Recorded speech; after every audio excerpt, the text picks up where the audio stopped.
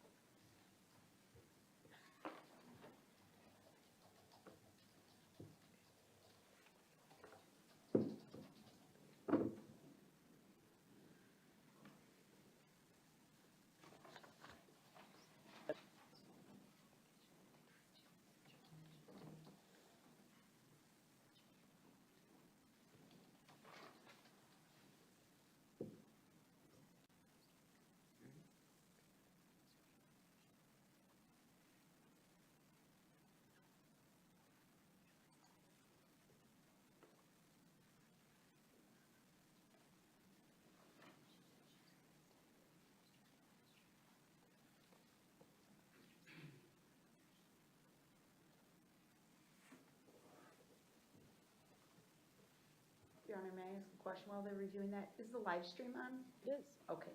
The monitors aren't on? Not at the moment. Okay, thank you. I can confirm it's on though. Okay, thank you. You're welcome. Do you want the monitors on so you can It's see? possible, yeah, it's a little easier for us to view Mr. Brooks then.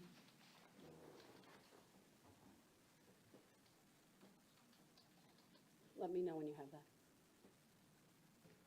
Yes, it's up. It's a small box. I don't know if there's anything you can do about that, but.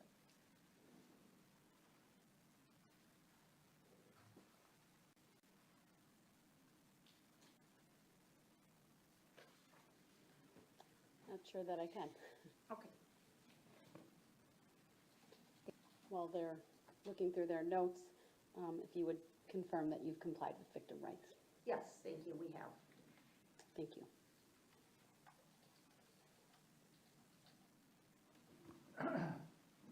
Thank you, Your Honor. We can say we've met with him at least 25 times. Thank you. In your meetings with him, have you reviewed the charges that he faces and the penalties and exposure? Yes. Have you discussed with him the nature of the charges? Yes. Have you provided Mr. Brooks with any of the pleadings that have been filed in this case? Yes. Anything that you have not provided him, perhaps by, maybe not the jury questionnaires, for example, but would he have gotten all of the other pleadings in this case? Anything that's not confidential?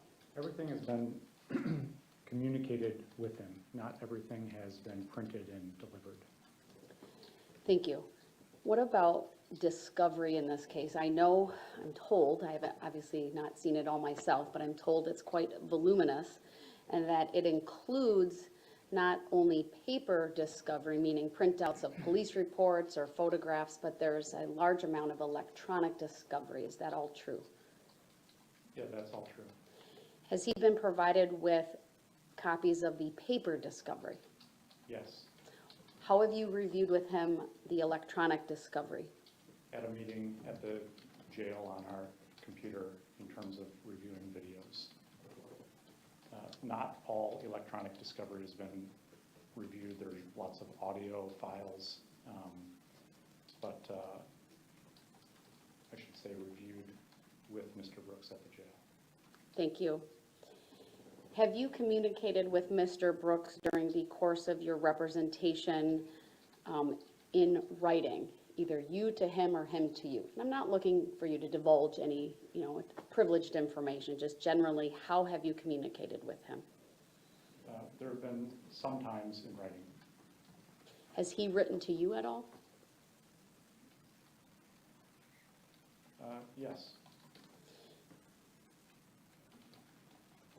Have you had any concerns with his ability to communicate with you either orally or in writing at any point in time during your representation?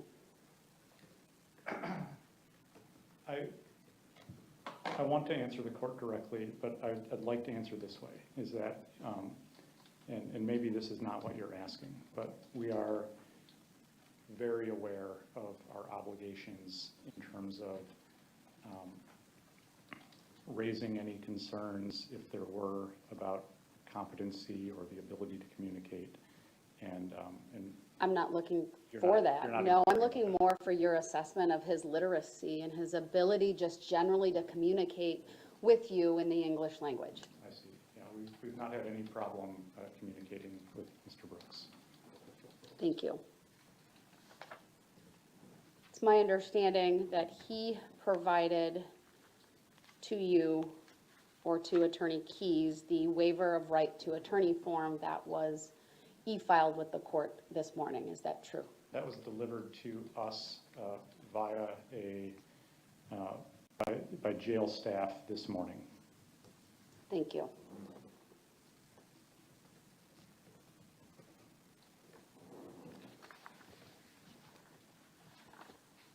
I know that you also filed a case and really a summary of that case with the court. Is there anything you want to put on the record at this hearing regarding that filing?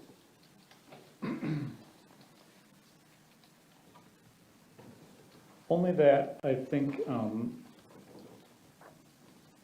from some of the comments of Mr. Brooks, and I say this with the understanding that,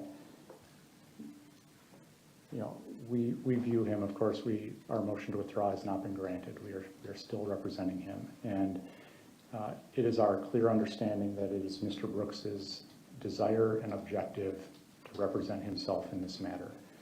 There were some things at yesterday's hearing that I think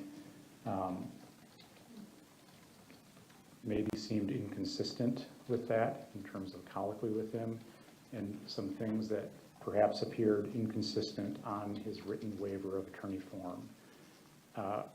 We provided that case law in that context of United States v. Banks with the exchange that has some real similarities to the exchange that happened in court yesterday, where, and this is, you know, if there's a distinction being made in the sense of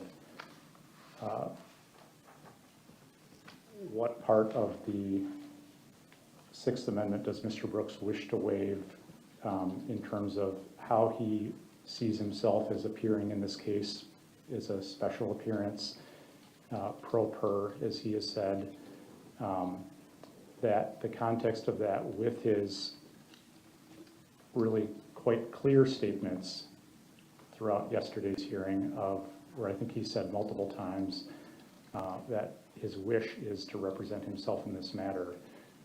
We provided that to try and place some of the sovereign citizen language in context where it is maybe not as inconsistent as it may first seem,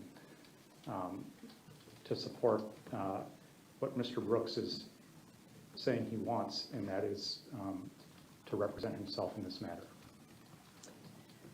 What I hear you saying is that certainly prior to yesterday's hearing, Mr. Brooks made it very clear to you he wants to represent himself. That's right. That's why we filed the motion to withdraw. Has he done or said anything to you that would cause you to change your assessment of his desire? No. Thank you. There is one additional thing from yesterday's hearing that I think I should add to the record. Go ahead. There was a lot of back and forth with Mr. Brooks, and you know, it's been reported on in terms of his, and even the way he filled out that form where he crossed off the word understand, and I think on the form he wrote "am informed that," and yesterday in the hearing repeatedly clarified when asked if he understood things, said I'm aware of. in rereading Ferretta and Imani v. Pollard and the case law on this, it actually requires, the case law requires, and maybe this is all just semantics, but the language in the case law requires that the defendant be made aware of the charges and the penalties and the risks and disadvantages of proceeding by representing himself. And so I just thought I should mention that to the court in terms of what the language of what the case law actually requires is. Thank you. I would not disagree with your assessment of Ferretta and Imani. Of course, we have a form in Wisconsin that has been approved by the State Forms Committee of the Director of State Courts Office and Court Ops, and there is some specific verbiage that is on there, which in the vast majority of cases, I think, satisfies the parties. But I clearly understand what you're saying, and I don't disagree, but I do thank you for bringing that to my attention. Mr. Brooks, I do have in front of me a waiver of right to attorney form that was electronically filed into the case today.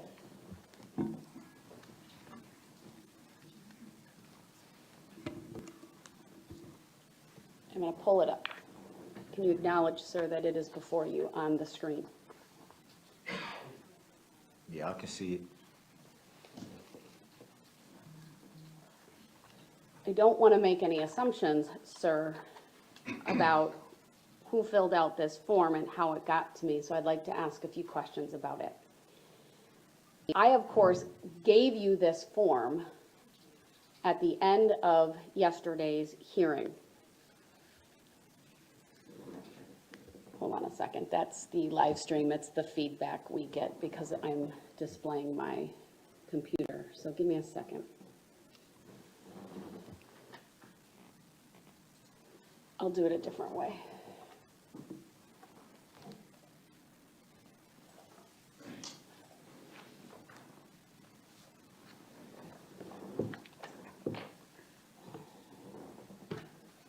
Your Honor, I have his original copy that I could place in front of him.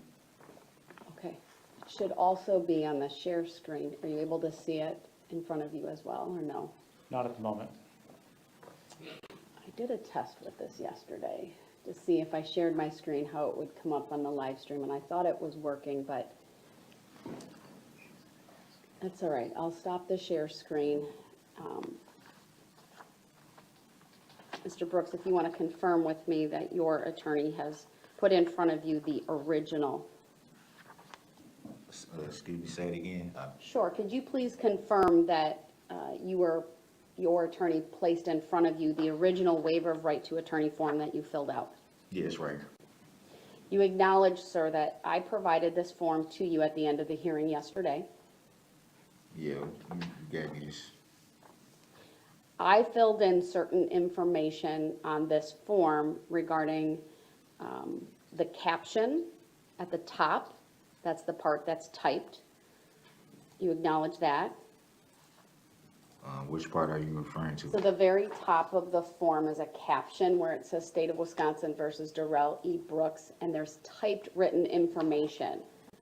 I'm telling you, I filled that out. You would agree with that? I didn't see you fill it out. Sir, when I gave you the form, was that portion of the form filled out with typed written information? Yeah. All right. There's a section further down that says crimes and penalties. Do you see that? Yeah, I see it. When I gave you this form yesterday, was that section or both of those sections actually filled out with typewritten information? Yeah. And that's the information that's on the form in front of you, is that correct?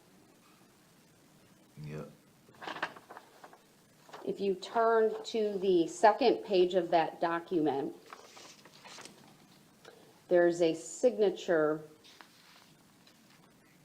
box. It has a number of lines. Do you see that?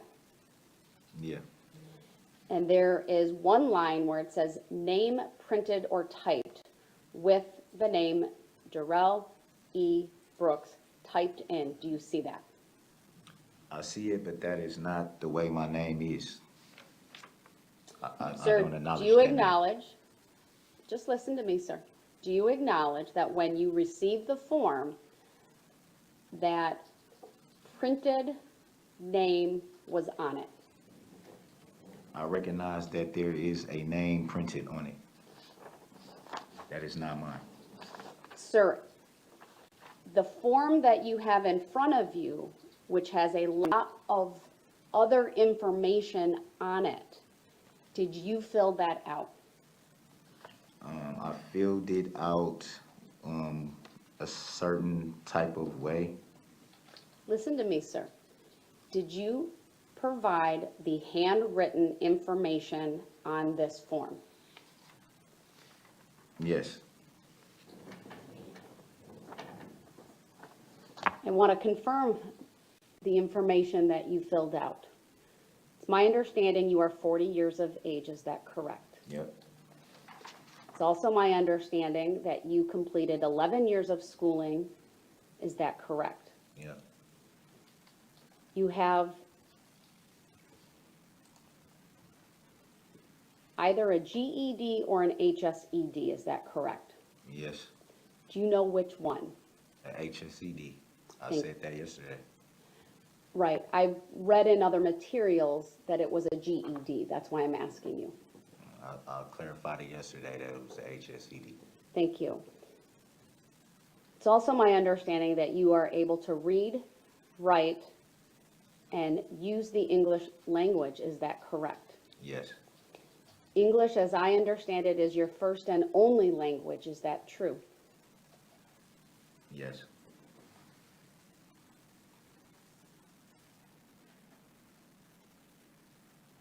It's further my understanding, sir, that you are not currently receiving treatment for a mental or emotional problem, is that true? not currently, Is that true? not currently. Did you hear my question? Yeah, I heard it. Is it true that you are not currently receiving treatment for a mental or emotional No. problem? No, It's not true.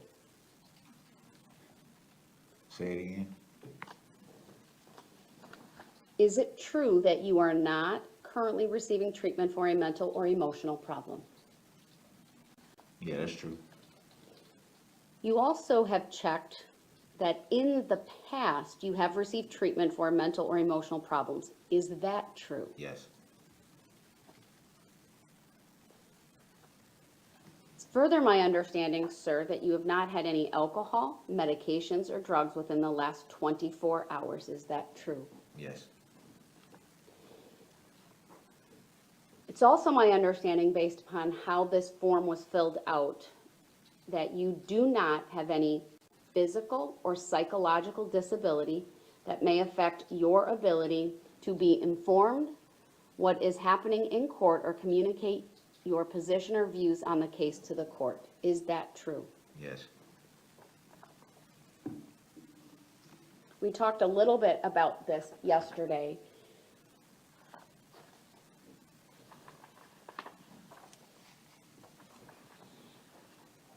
You graduated with an HSED, as we've talked about, right?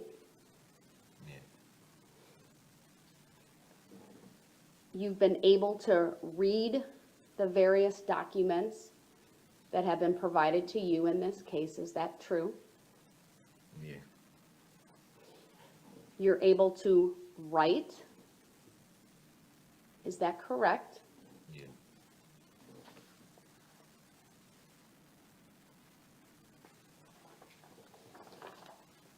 Let's go down to the next section, sir, where it says, I am informed that I have been charged with the following crimes that carry the following penalties. Do you see that section? Yeah, I want to advise you of the following. I want you to listen to me. You are charged with 6 counts of first-degree intentional homicide, use of a dangerous weapon. Each one of these counts is a Class A felony, punishable by life in prison plus an additional 5 years for each count.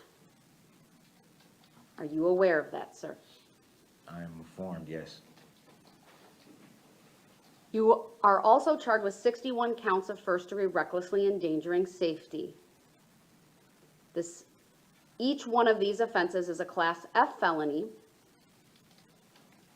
Imprisonment of not more than 12.5 years plus 5 years for the enhancer for use of a dangerous weapon for each count if convicted. And you are aware of that, sir? Yes, I'm informed of that, yes. There are also 6 counts of hit and run resulting in death. These are Class D felonies. Imprisonment of not more than 25 years for each count. And you are aware of that as well. I am informed, yes. I was under the impression that it was a certain type of way in the wording. Sir, you are also charged with 2 counts of felony bail jumping. These are Class H felonies.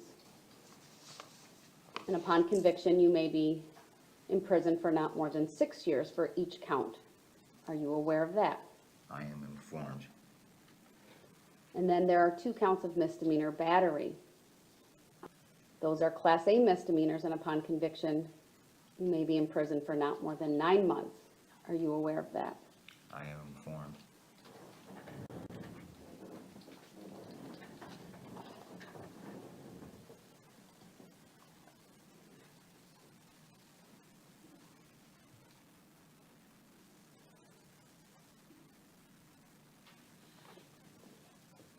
Have you been informed, sir, regarding the total exposure if convicted of all counts as charged across these 77 counts? I am informed, yes. Are you informed, sir, that as to the intentional homicide charges, use of a dangerous weapon, that if convicted, you could be sentenced to 6 life sentences consecutive to one another? I'm informed. Do you understand? Strike that. Are you informed, sir, that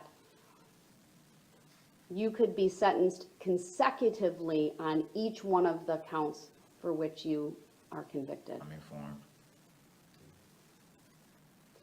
For the first-degree reckless and endangering safety charges, without even the enhancer, are you informed that the maximum exposure is 762.5 years? I'm informed. Are you informed that when adding the enhancer, it adds an additional 305 years? I'm informed. Are you informed that the hit and run resulting in death charges carry an exposure of 150 years? I'm informed. Are you informed that the felony bail jumpings carry an exposure of 12 years? I'm informed. Are you informed, sir, that the exposure for the 2 Class A misdemeanors is 18 months? I'm informed. Are you informed, sir, that all of the charges stem from an incident that is alleged to have occurred on November 21 of 2021 in the city of Waukesha? I don't see that on the sheet. Sir, did you hear what I said? I thought I was following the sheet, that's why I'm looking at Sir, the sheet. did you hear what I said? Oh, I did not hear what you said.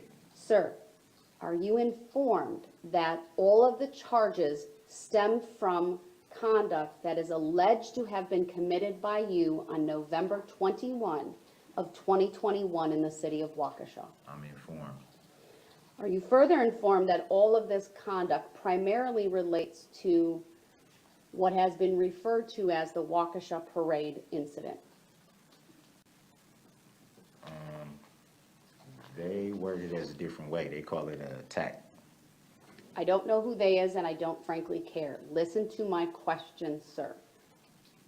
Did you hear what I just asked you? No, I'm not informed of that, because it's never been referred to. Sir,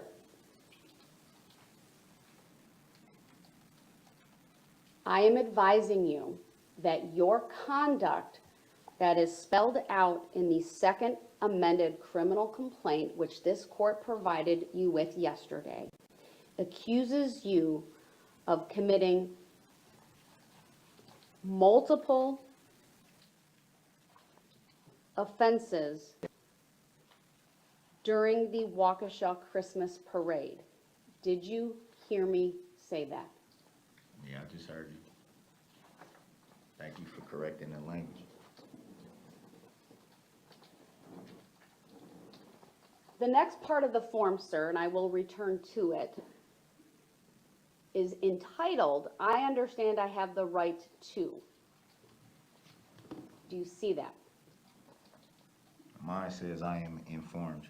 Sir, the form, listen to my question.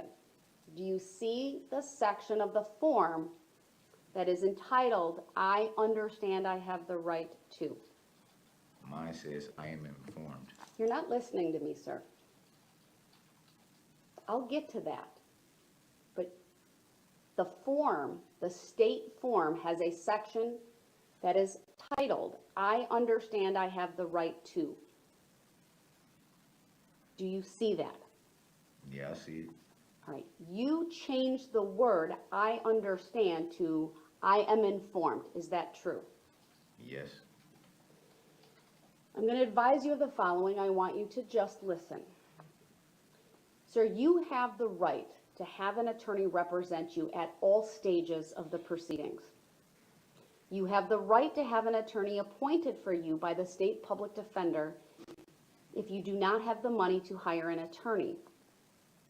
You have the right to hire your own attorney at your own expense. You have the right to ask the court to review a determination by the state public defender that you are not indigent and able to hire your own attorney. You also have the right to ask the court to find you indigent or partially indigent and appoint a court-appointed attorney for you at county expense if you have been found not eligible for a public defender. You also have the right to represent yourself and act as your own attorney. Did you hear me just now, sir? Yeah. There is a line underneath those advisements that says, check this box if you read and understand the above. On the form that I have, the word understand is changed to am informed of. Is that true? Yes. The box is checked. Is that also true? Yes. Did you check this box? Yes. The next section of this form is titled, I understand an attorney would. However, on the form that I have, the word understand is changed to am informed. Do you see this section of the form, sir? Yep. Did you change the word understand to am informed? Yes, I did. I'm going to advise you of the following. I want you to just listen. You are advised that an attorney would represent you and speak on your behalf in court. An attorney would also advise you about your legal rights and options. An attorney would explain and assist you with legal and court procedures. An attorney would help you negotiate a settlement of your case with the district attorney. An attorney would investigate and explore possible defenses to the charges against you that may or may not be readily apparent to you. An attorney would prepare and conduct a defense on your behalf at any motion hearing or trial. An attorney would file motions on issues of evidence, testimony, and procedures of the police. An attorney would assist you at sentencing if you are convicted of any crime. An attorney would also file an appeal if requested. Did you hear me just now, sir? Yeah, I heard you. On the form that I have, there is a line underneath that says, check this box if you have read and understand the above. The word understand has been crossed out and changed to am informed of. Do you see that? Yep, The box is not checked. Do you see that? yep. Was that an oversight? No, it's a reason. I'm sorry, I didn't understand what you just said. There is a reason. Do you sir, I advised you of what an attorney would do. Are you informed of what an attorney would do for you? Yes. Why did you not check this box? Because it is my understanding that representing myself pro per, I can have standby counsel. So that, in a sense, is why that box specifically is not checked. That is not a correct statement of the law, sir. Standby counsel is not for the benefit of a defendant, it's for the benefit of the court.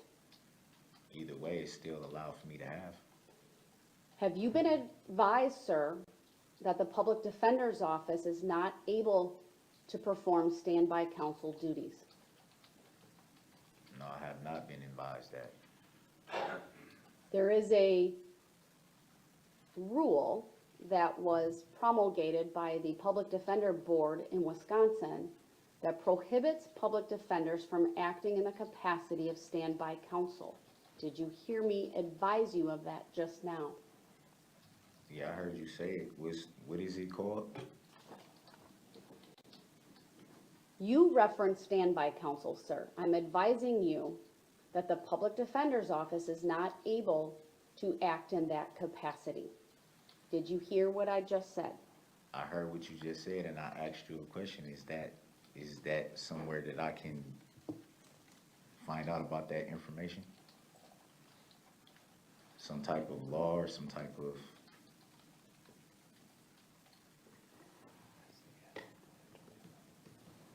So it's an admin code.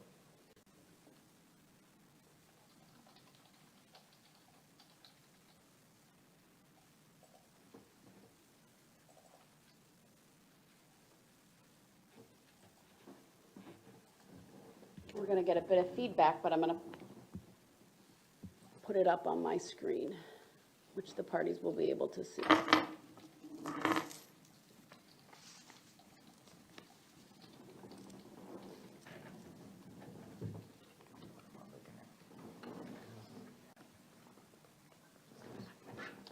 Sir, can you see what's before you on the screen? Yep. This is an administrative code provision, chapter PD 5, adversary representation. I direct your attention to PD 5.03, prohibition against acting as standby counsel. Sub 1, no SPD attorney may act as standby counsel in any case. Sub 2, this prohibition applies whether or not the SPD attorney was originally providing adversary representation in this case. You see that, sir? Yeah, I see it.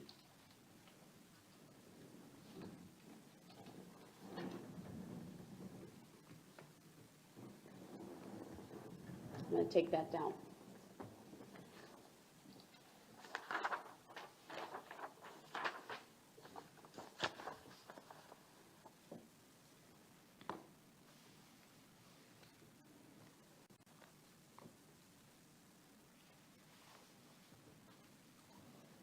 This court, sir, you should be advised, would not be appointing attorneys Perry and Keyes to represent you or to act, is a better way of saying it, as standby counsel in this case. Did you hear what I said? Yes, and I didn't ask that. I didn't ask for them. I'm not asking if you asked that, sir. I'm giving you advisements right now that you need to listen to. This court would also not appoint standby counsel in this case. Did you hear me say that? That's fine.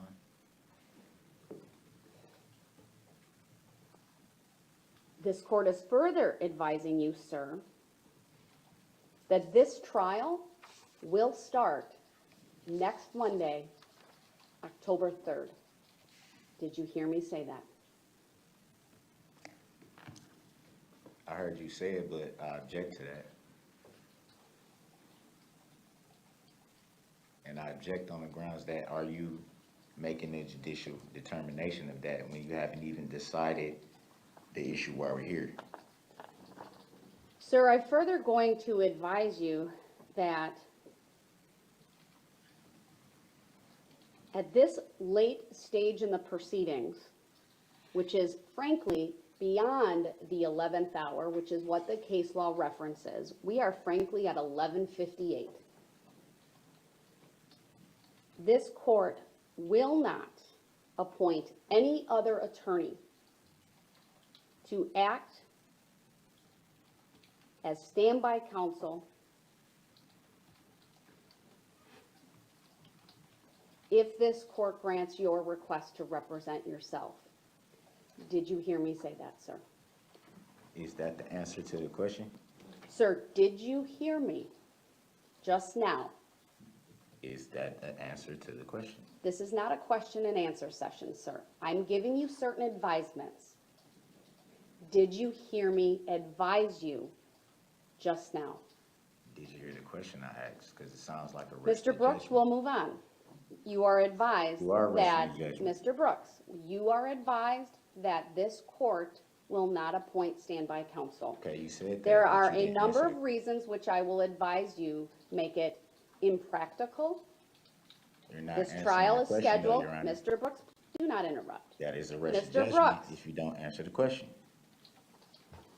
That's Sir, a we rush are to judgment. here, Mr. Brooks, we are here because you want to represent yourself. Yeah, but I didn't file the motion.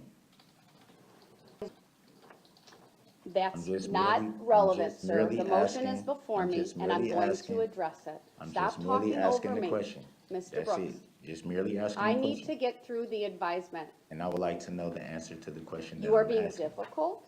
You are not listening. You are trying to interject irrelevant factors for this court. It has So, merit. stop. It's not irrelevant. Stop. I have a Mr. constitutional Brooks, right to I'm be able going to to ask questions. continue. Please stop talking. So it is a rush to judgment. Mr. Brooks.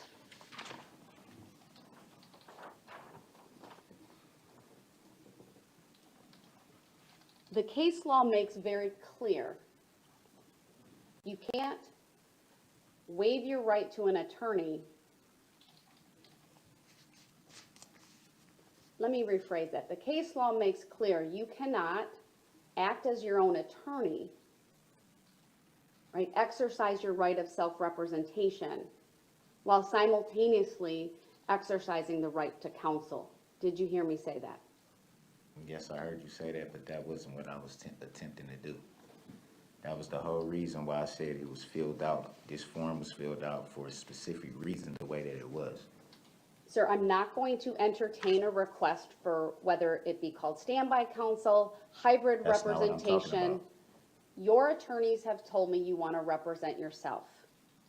That is why we are having this hearing here today. The next section of this form is entitled, I understand that if I represent myself, but on my copy, the copy e-filed in this case, it says, I am informed that if I represent myself. Do you see that section, sir? What section are you referring to?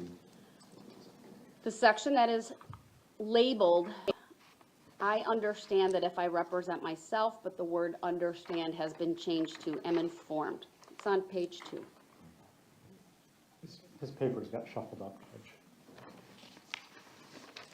Let me know when he has the correct page in front of him.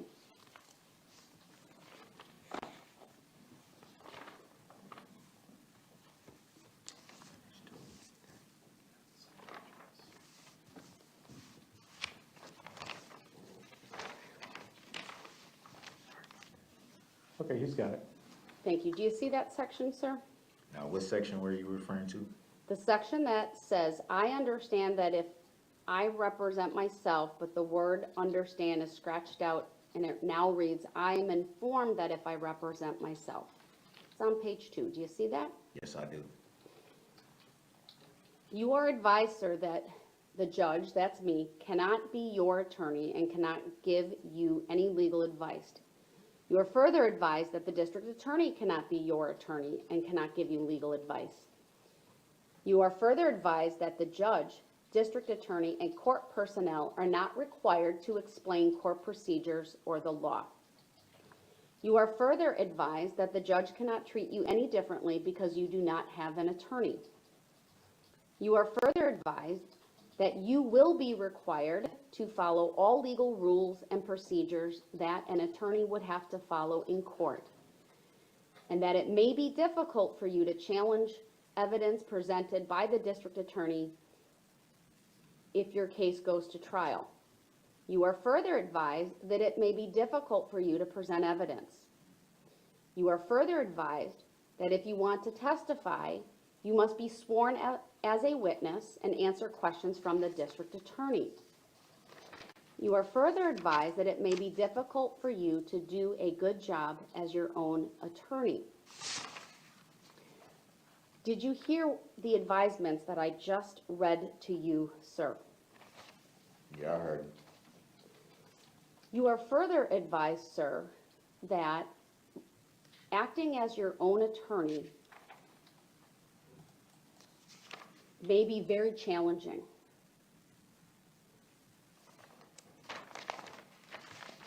You would be required to participate in jury selection, including exercising preemptory strikes.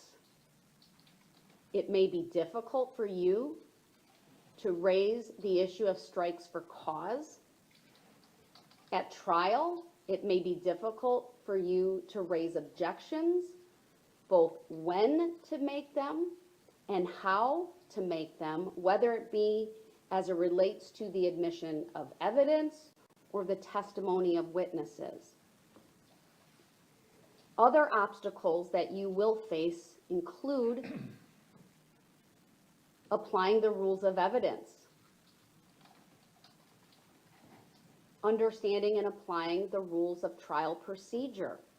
These are things that are spelled out in the Wisconsin statutes. They're the law. You may face challenges when it comes to jury instructions, including when or whether to ask for jury instructions on lesser included offenses. Did you hear me advise you of these challenges, sir? I did hear you advise me of them. I don't see them as challenges, Your Honor, at all. The court must also advise you that I can make no guarantees about your access to legal materials while in the jail. Did you hear me advise you of that? Yes, I did.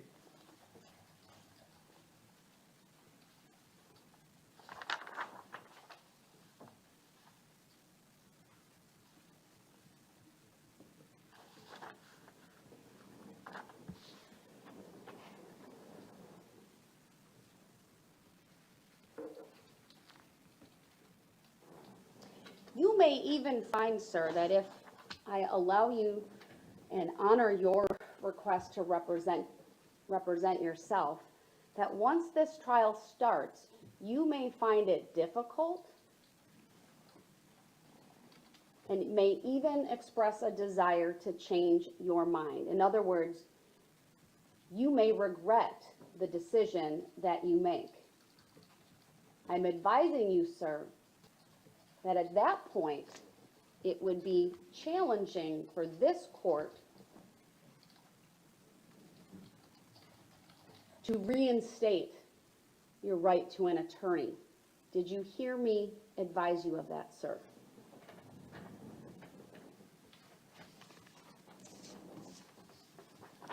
Did you hear me, sir?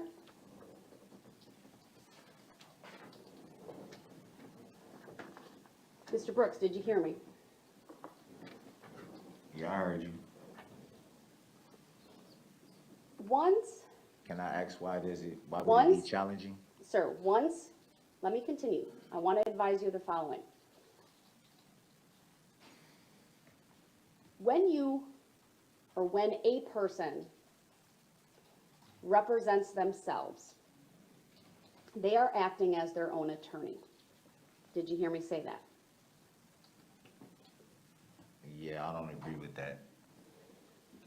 The case law says that rescinding a waiver of an attorney is no different than a motion seeking the substitution of an attorney.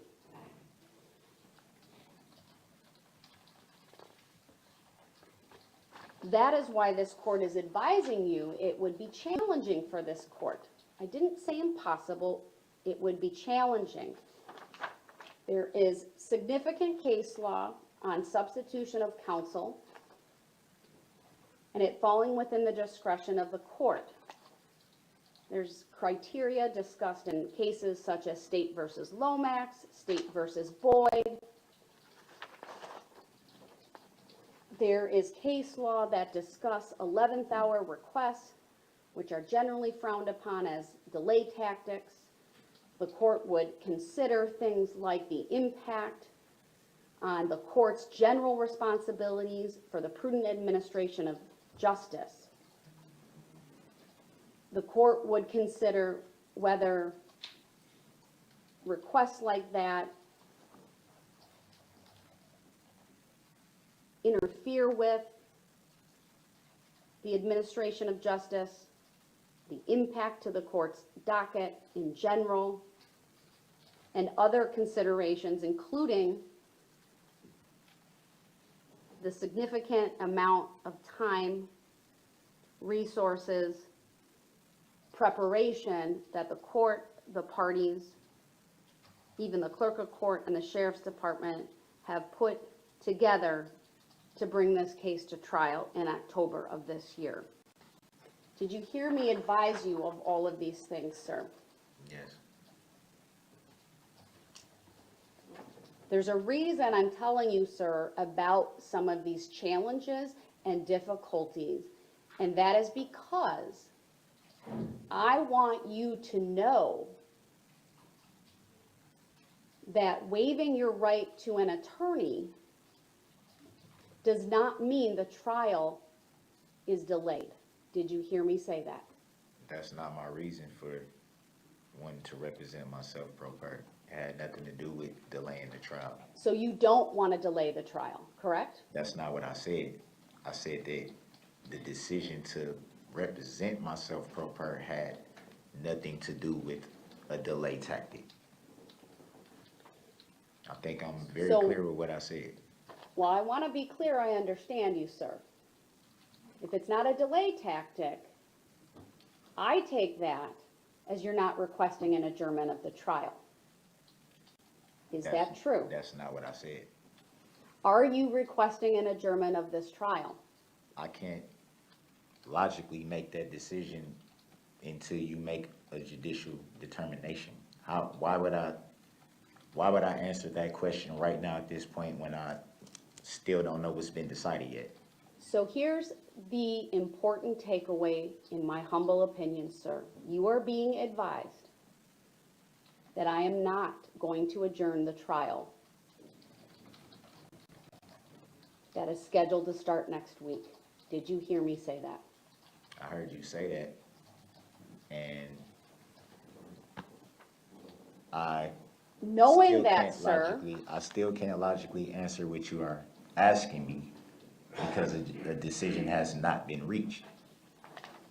sir, what you need to understand is that the case law makes it very clear you have the absolute right to represent yourself. That is protected by the U.S. and the Wisconsin constitutions.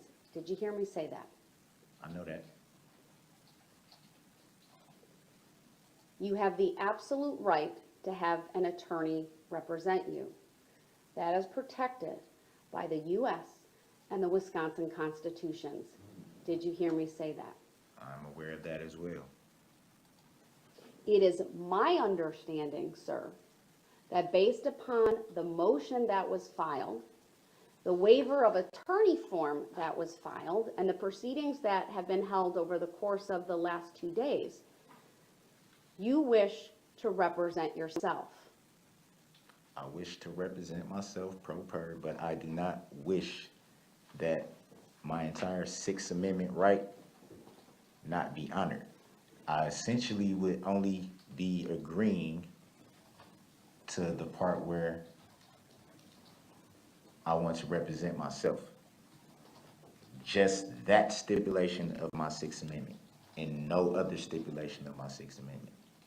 Your Sixth Amendment right to counsel is pretty straightforward, sir. You have the right to an attorney. You have the right to represent yourself. Those two things don't always go hand in hand. In fact, never go hand in hand. Sir, you have raised a phrase throughout the last 2 days that has very specific meaning to this court, and I believe to you as well. You have used the phrase in pro per. That is a shorthand way of saying in propria persona. That comes from the Latin phrase, which means in one's own proper person, also referred to as pro per or pro se. I presume that when you use that word, you are doing so intentionally. I told you the Latin phrase that it comes from, or the meaning. In a court of law, it has a specific meaning, and it is used when a person represents himself or herself without a lawyer, meaning without the assistance of counsel, without the assistance of an attorney. When you use that word, sir, it is no different from the phrase pro se. The use of that phrase by you, sir, is a clear indication to this court that you want to represent yourself without the assistance of an attorney. Did you hear me advise you of this just now, sir? Yes, and I'm aware of that same definition by the Black's Law Dictionary.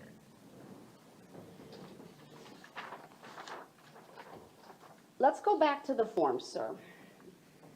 We went through this section about what it would mean to represent yourself and what a judge cannot do, what a DA can't do, and then I further went over many of the challenges and obstacles you would face. Underneath the various statements on this form, there's a statement that on the form reads, check this box if you have read and understand the above. On the form that's been submitted to the court, it reads, check this box if you have read and am informed of the above. Do you see that? Yeah, I see it. The box has a check mark. Did you place that there, sir? Yes, I did. Sir, it appears to me that you read through this form very carefully. Is that true? Yes. You clearly changed words on the form, right? Yes, for a reason. It appears to me you did not have any difficulty reading the form and being aware of the contents. Is that also true? It's true to an extent. Where I put please elaborate first on one of them, that was the only thing that I had a question of. Sir, I cannot give you legal advice. What I can tell you is you are required, if you represent yourself, to follow the rules of evidence, the rules of procedure that are spelled out in the Wisconsin statutes no differently than if Then you I'm- were an attorney? If I was a licensed attorney, which I am not, which means that that would be pro se and not pro per. Sir, they mean the same thing. I don't frankly care what you call them. The terminology you Not the same use thing. has the same effect. You either have an attorney or you do not. Did you hear me say that? I'm aware of that. Underneath that last checkbox, there is a paragraph that reads as follows. I am making this decision to represent myself knowingly and voluntarily. No one has made any promises or threats to me, and no one has used any influence, pressure, or force of any kind to get me to not ask for an attorney. No one has told me I should not ask for an attorney to represent me. Do you see that? Where it says, I am informed of the court process involved in my case, that part? The top part? Yeah, I see Underneath it. the last checkbox that we went See through. it? I see it. You see it? Yep. Remember reading it? Yeah, I see it. There's another paragraph, and it appears to me that you read it and that you changed the word understand to am informed of or on. Do you see that? Yep. Says, I have read or have had read to me this entire document. I've truthfully answered and am informed on all portions of this document. I'm informed of the court process involved in my case so that I can adequately represent myself. I want to represent myself. There's a handwritten notation, I do not give up my right to assistance of counsel, will explain reason. All rights reserved, and there's a signature. Do you see all of that, sir? Yes. You signed this document, sir? In my true name, yes.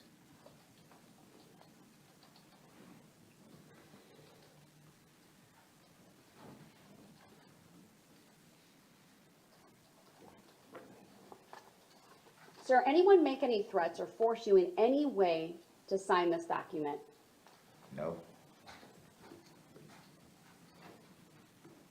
Anyone make any promises to you in exchange for signing this document? No.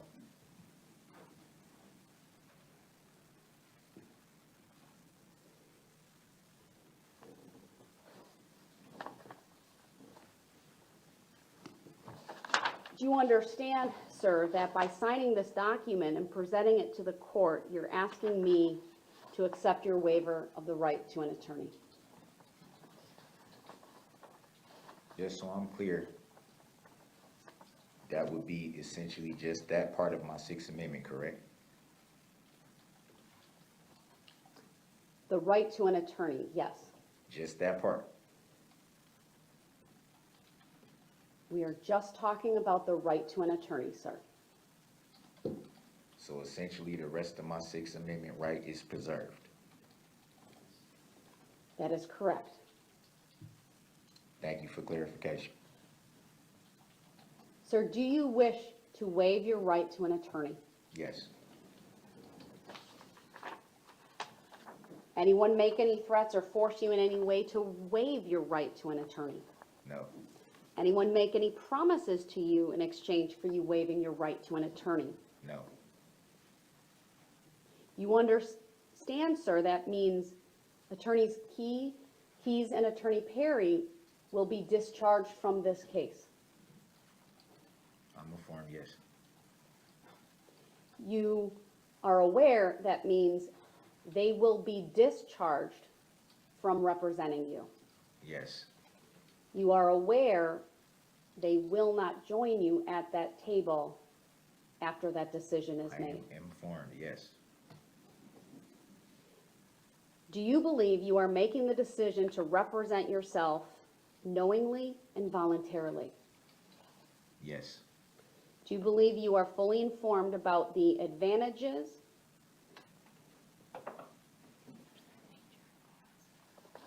of having an attorney represent you? Repeat that again? Do you believe you are fully informed about the advantages of having an attorney, someone licensed to practice law in the state of Wisconsin, represent you? Fully informed, yes. Do you believe you are fully informed of the disadvantages and challenges of representing yourself and acting as your own attorney? Yes, I am informed.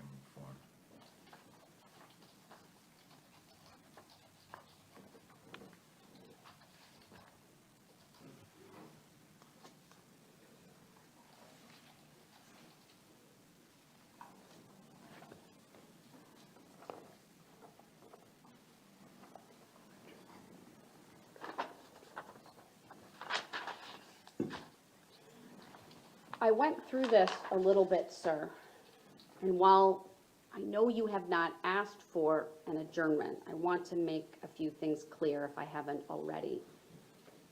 This court feels compelled to advise you in advance of a final determination by the court that this trial needs to take place in October of 2022 due to significant steps to secure a jury. This includes the extra jury pool. By that I mean initially summonsing approximately 1,600 qualified jurors, setting out what we call the initial qualification questionnaire, followed by a case-specific jury questionnaire sent to the vast majority of those 1,600 individuals.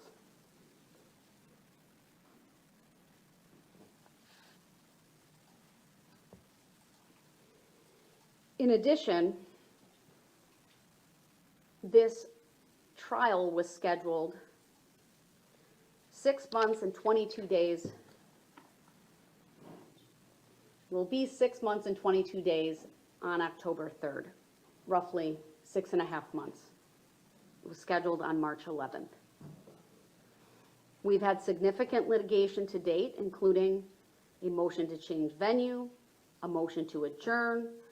We've conducted significant hearings regarding the jury selection process. This court heard and decided a motion limiting other acts. This court dismissed 6 counts upon the motion of your attorneys. This court set aside 1 month in October of this year to try this case. The Sheriff's Department has set aside this time. There's extra personnel that's been required from the clerk of court's office, the Sheriff's Department, just due to the high publicity of the case, the number of people involved, etc. Did you hear me advise you of this? Yes. Knowing all of this, is it still your desire to waive your right to an attorney? Yes.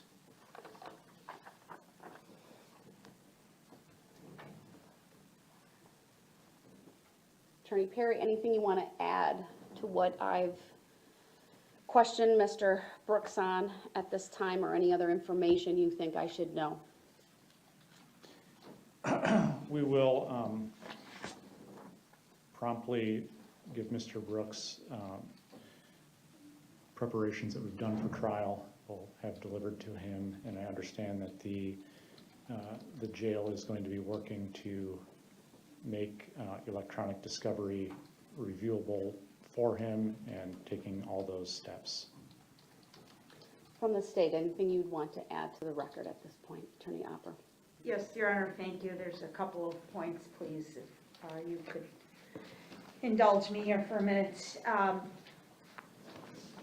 The court has certainly been very thorough. There's just a few things that I would like that we could perhaps drill down on just a tad bit more. My concern is on the form that you've just spent extensive time going through with Mr. Brooks. There's indication at the very, very top of it, and again in the middle part, suggesting that Mr. Brooks has the right to an attorney at any time of the proceedings or any time during the proceedings. You have been very clear here with him that that's not absolute. So I just would like him to be advised that he can't flip-flop. He can't get into the trial and decide on day one he wants a lawyer and then change his mind back and change his mind back again. I think he should be advised of that. Because the form does say, I may change my mind at any time, on the second sentence of the form. And that needs to be made abundantly clear to Mr. Brooks that that's, I believe this form is used largely in the pre-trial capacity and not the week before trial. So I would like the court to please advise him of that. Do you want to do these one at a time, or do you want me to? Sure, I think that's a Okay. good idea. Mr. Brooks, did you hear the state's concern as voiced by Attorney Opper just now? I think you were pretty clear in what you advised me of. I think you made it very clear that it would be challenging, but not impossible. That was your exact words, verbatim. So what needs to be made abundantly clear when you've already done that? Thank you, Mr. Brooks. One of the challenges of being judge is I can't give advisory opinions, right? I can't give advice, but in the context of waiving your right to an attorney, I think it's important that you understand exactly what Attorney Opper has just said, and that is this form is generally used in the pretrial context, not at the 11th hour on the verge of a trial starting. You are correct. It's not impossible. It's incredibly challenging. I told you a couple of the cases that I would need to consider. But what I would further tell you and advise you is that the right to an attorney is not absolute, and that's from the case law. Once waived, the Sixth Amendment right to counsel is no longer absolute, and I'm looking at the Wisconsin case of State versus Rhodes, citing to United States versus Salina, and other cases from various circuits. That was a Seventh Circuit case, but Menfield versus Borg, Brown versus Wainwright, Merchant, United States v. West. Those are all cases that are cited by Rhodes. And I referenced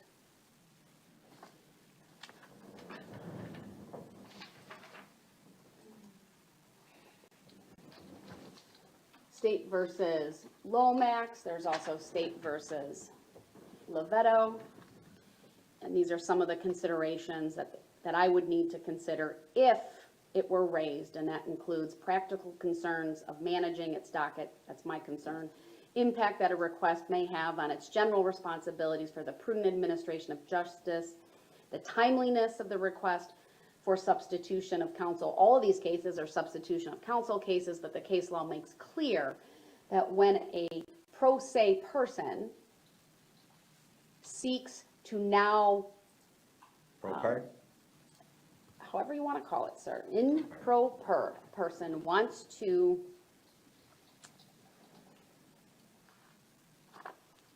request an attorney, I treat that as a request for substitution of counsel because you're acting as your own attorney. I think you understand that because we've discussed it, you've acknowledged it, but did you hear all of the advisements just now? I heard the advice. Any questions for me about that? No. All right, Attorney Opper, the next.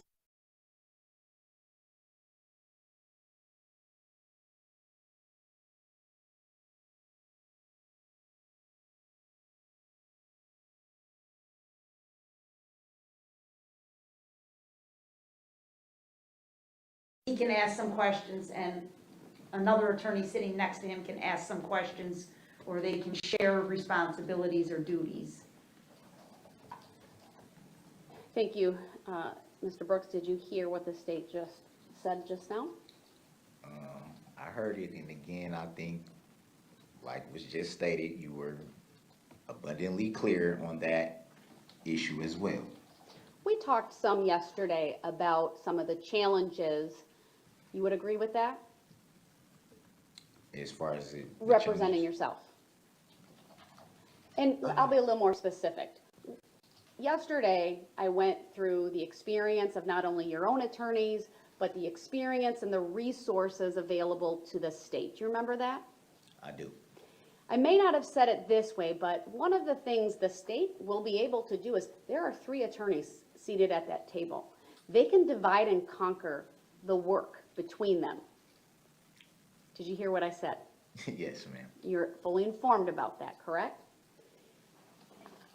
And I'm gonna just, I know you don't like this word, but you understand you're gonna be sitting at that table by yourself, right?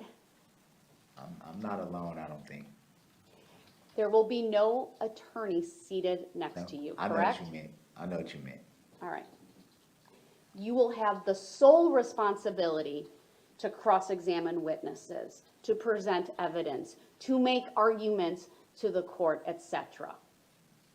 Did you hear me say that? Yes, ma'am. And you're informed of all of that? I am informed. Any questions regarding that? Not at all. All right, Attorney Opper, your next point. Thank you. On the second page of the form, you did touch on him. Under the section that reads on the form, I understand that if I represent myself, on the 5th bullet, he wrote in there, please elaborate first. I believe you did elaborate on that and further told him that you're not allowed to provide legal advice to him, but I didn't know if there was a specific question that Mr. Brooks had that perhaps the court could address, perhaps not, if it hinges on legal advice. But Fair it was enough. a little bit ambiguous what he wrote there. Fair enough, sir. You obviously wrote some things on this form. Do you have any questions for the court at this time regarding this form? I think you touched on it a little bit, on what the question would have been, and that was basically just the stressing that I did of the pro se thing, because essentially, from my understanding, is that pro se, in a sense, because I would be basically like I'm a licensed attorney, so that would kind of limit what I'm able to do versus being pro per. You touched on it a little bit and gave me a little bit Sir, I'll more tell you, it clarification. doesn't matter what you refer to yourself as, whether it's pro se, pro per, in propria persona, you will be acting as your own attorney. And I believe you fully understand that. I want to go back to the box that you did not check, though. Given everything that we've discussed here today,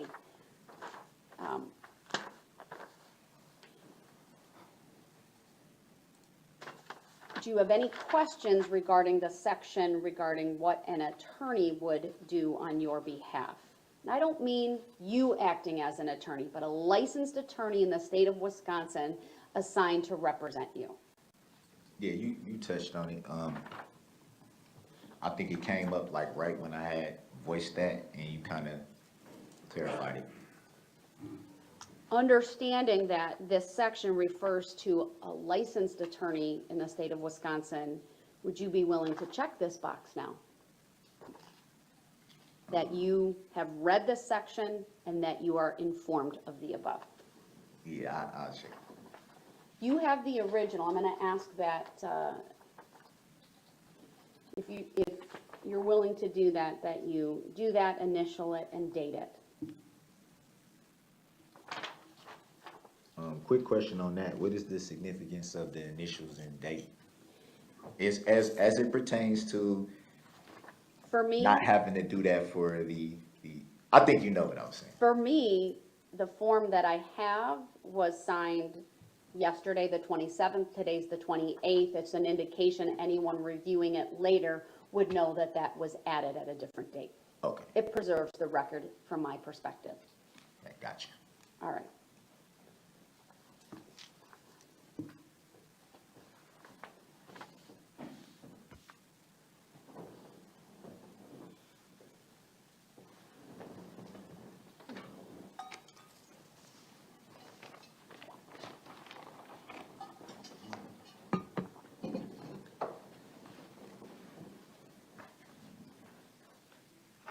Madam Clerk?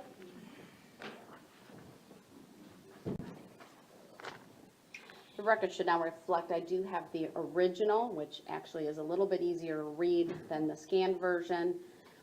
And Mr. Brooks did check the box that was originally left unchecked. There appears to be 3 initials, and then today's date. Thank you. Attorney Opper, your next point. Last point as it relates to the form, and it goes hand in hand with what just occurred. At the bottom of the form, it states in all bold letters, this form shall not be modified. It may be supplemented with additional material. I think that's standard printing on the form, but I just want Mr. Brooks to be aware that obviously you are accepting the form as modified by him at his request, so that there's no question later that you accepted the form contrary to the printing on the form that says it should not be modified. Thank you for bringing that up as well. I certainly understand that. Mr. Brooks, you would agree, any of the changes that were made by you and not this court? Yeah, I mean, I feel like we've covered everything dealing with that form. I don't understand the relevancy of stressing the form that we just spent so much time going over. I think you were more than clear in your advisements of exactly what the form meant, and I think you were pretty clear. Thank you. Was that it, Attorney Opper? That's it to the form. I would request an opportunity to be heard on the motion prior to ruling, or if you're going to defer ruling. No, I am going to rule. I will certainly give you an opportunity to make any statements you want before I issue a final decision. So go ahead.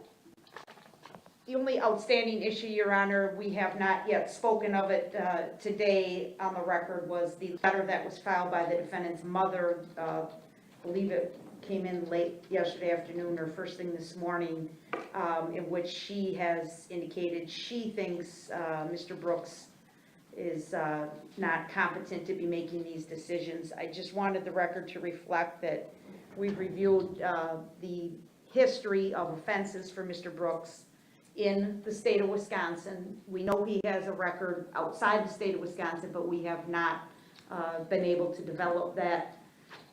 First, the record should reflect that he is experienced in the criminal justice system. He has been charged and convicted and sentenced for prior felony offenses. He's been through the court system on at least 10 prior occasions, or 10 prior cases, I should say, in the state of Wisconsin. The majority coming from Milwaukee County, 1 from Wood County, 1 from Manitowoc County. We could not find on any occasion, searching court records available online, a situation where Mr. Brooks had competency was ever raised, or he had claimed himself to be incompetent, or counsel or the court had ordered an evaluation for competency. It's never been an issue in any of his 10 prior cases. We're also aware of the NGI evaluations that were performed in this case. It's certainly a different issue, competency versus insanity, but they were all licensed professionals, psychologists and psychiatrists, in my professional opinion, would have alerted the court if in the course of their NGI evaluation they thought there was a concern as to the competency of Mr. Brooks. That did not occur as well. Lastly, I would note, and Attorney Perry touched on this at the beginning, he started to touch on it, that Attorneys Perry and Keyes apparently have never felt that competency was an issue or needed to be addressed by this court. It has not been raised by them. The court record here is clear. I've been at every court appearance. I have never had any concerns of Mr. Brooks' competency. He appears to me to be intelligent. He appears to fully understand what's going on in these court proceedings. He has the ability to communicate efficiently and effectively with the court. He has responded to the court. Some of his answers seem to fall more in line with his declaration yesterday that he's a sovereign citizen, but he has always participated in the court proceedings and never appeared to be in such a manner that he was not able to understand or assist in the proceedings. So I just wanted to make that record as well. And I think that's it for my comments, Your Honor. Thank you for the opportunity. Thank you. Mr. Brooks, anything you want to add to the record at this point regarding the request? Yeah, yes, I do. I'm trying to grasp the relevancy of that whole issue, especially the part that was just said about me participating in everything, seeming to know everything that's going on in the proceedings up until this point. It's kind of misleading a little bit, I think, by the state, because I recall it being an issue when the whole misunderstanding happened in court back in last month. I think it was the 26th, if I'm correct. It was a whole issue about me being, quote unquote, asleep in court. So I think that's kind of misleading to say, to raise all the competency things. I've been intelligent and all these things, and then raise the same things. That's kind of like a clash. I don't understand that. I don't understand the relevancy of it. I don't understand the relevancy of the NGI plea being referenced to when that plea was essentially withdrawn. I don't see the relevancy of prior cases with this case in front of you now. I don't see the relevancy in it. I think you're more than capable of making the right determination based by what you have in front of you now. Thank you. Before this court gives a final decision, I want to go through a little bit of the procedural history of this case, not long, and then some of the case law, because it is important as this court decides this very important issue. So as everyone, I think, is aware, the Waukesha parade occurred on November 21 of 2022. I believe it was 2 days later, on November 23, that charges were filed. The year was 21. Did I say 2022? Thank you. We're in 2022. Thank you. 2021 is the incident. This case is 21 CF 1848. There's been a significant amount of litigation in this case already. There was a contested preliminary hearing. Then the first appearance occurred before Branch 2 on March 11th of 2022. About 202 days ago. It was on that date that this court set aside the month of October to hold the trial. The first trial order was issued. Many of the dates were discussed, but the trial order wasn't issued until April 11th of 2022. That is when it was formalized. Going back to the March 11th date, though, a decision was used on that date to utilize a jury questionnaire, meaning a case-specific jury questionnaire. There were related deadlines that were discussed. On March 29th, we held a hearing to discuss the questions and finalize the questionnaire. At that point, the court was alerted to the defense potentially raising a motion to adjourn. I set a motion date. The court heard and denied a motion to adjourn the trial.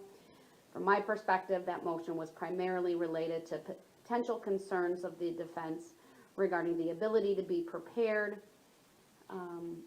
We discussed additional deadlines.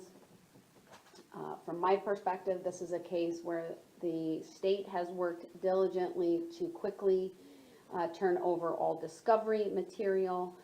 From my understanding, again, not having reviewed all of it, that's not my function at this point, though it was very voluminous. It included paper discovery, electronic discovery, but the court set appropriate deadlines for the exchange of witness lists. Of course, Mr. Brooks initially entered a special plea on June 20th of 2022, where the plea of not guilty by reason of mental disease or defect was entered. That resulted in a certain series of events occurring. Just prior to that, I also, I think I already referenced this, finalized the first trial order April 11th. Ultimately, I amended that on July 12th of 2022 to encompass some of the issues related to the NGI. Then this court held 2 days worth of hearings on August 25 and 26 to address a variety of motions. I know you may not understand the relevance, sir, but it is important just to note that on August 26th, there was an outburst by Mr. Brooks.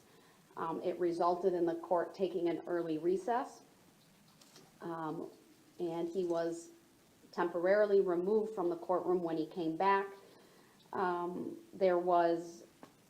we took a break, I should say, and then there was the outburst. That resulted in the removal, but he came back. He was there, I think, for about 2 hours before he requested to leave the proceeding.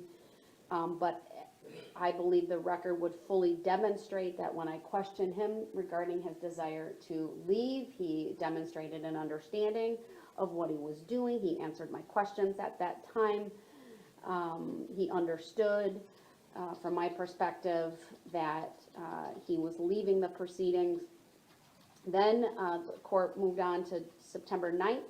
That was the jury status. On that particular date, the court essentially adjourned the proceedings. Mr.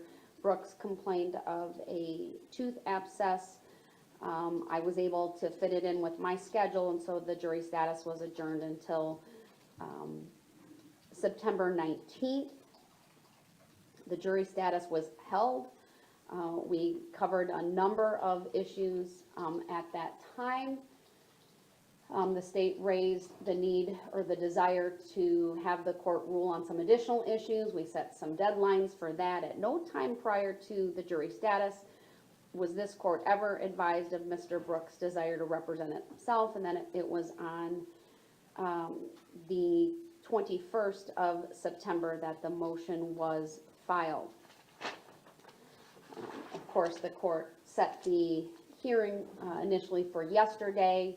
Court started the hearing, essentially stopped the hearing, provided Mr. Brooks with a number of documents. Those documents are noted in the record, but he was provided with documents 42, 82, 230, 232, 233, 234, 235, 236, 237. There was a circuit court record selected, also provided to him. That's of note because that selected circuit court record also lists all of the charges. The documents that I provided to Mr. Brooks, which I believe the record also bears out, he had previously included the second amended criminal complaint and the information. The documentation also included CR 226. In preparation for the hearing yesterday and today, the court also did not only go through the procedural, look through the court record. I certainly read a number of cases, including in Wisconsin, State versus Klessig. I've already referenced the Rhodes decision. I reviewed that. I reviewed the federal decision of Amani versus Pollard. I reviewed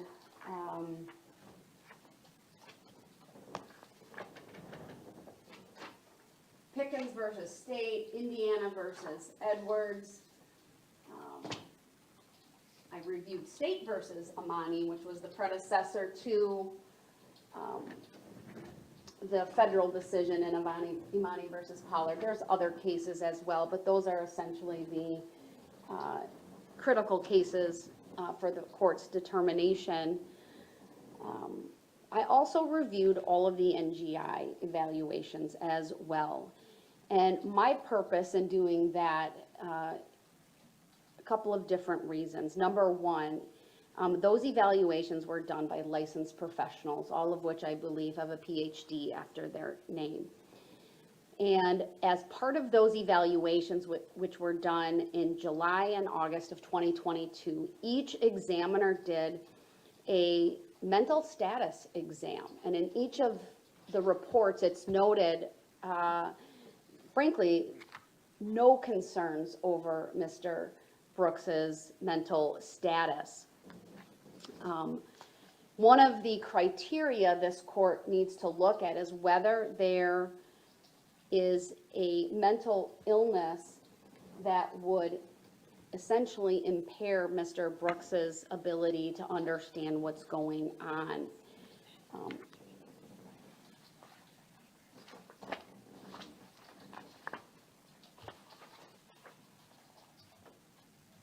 That is because the federal cases talk about where there is a narrow class of cases in which a defendant may not be competent to represent himself at trial.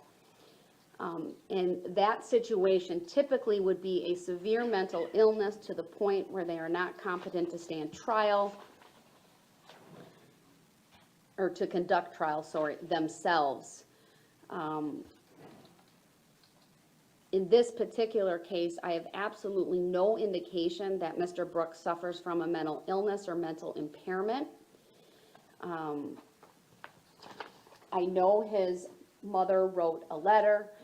I did review it as informational only. She does not use the word, I don't believe she uses the word competent or competency, but she references her concern regarding her son being unstable and her opinion that he is making the wrong decision. I'll get to the case law on that momentarily, but this is where the NGI evaluations are of importance to the court. As I indicated, there are 4 evaluations that are on file. 3 of the 4 doctors all diagnosed Mr. Brooks with a personality disorder. I'm going to quote at length from one of the reports because I think it's important as I make a determination today that Mr. Brooks is competent to represent himself and waive his right to an attorney. Quick I think objection. it also, Mr. Brooks, you're not, don't interrupt me. It also helps explain some of the interruptions. That's a rush to and- judgment, Your Honor. Not right now, you can ask when I'm done. It also, I believe, I helps, object. Mr. Brooks, let me get through this. It's really important that I make a record and honor your request I understand that. to I don't understand represent why- yourself. I don't understand why. Mr. Brooks, I'm going to explain the something- relevance. So I just don't- stop I don't talking and listen to understand- me. I don't understand why something pertaining to a plea that is not standing anymore has relevancy to the decision that's being made right now, months Stop after. talking and listen, because you're gonna get the answer, okay? Okay, I hope so. You gotta listen, Your Honor, yes. I really don't want to interrupt, but while we are still Mr. Brooks's lawyers of record, I would, and I don't know what Your Honor is about to say and read, but I think you said you were about to quote extensively from the reports.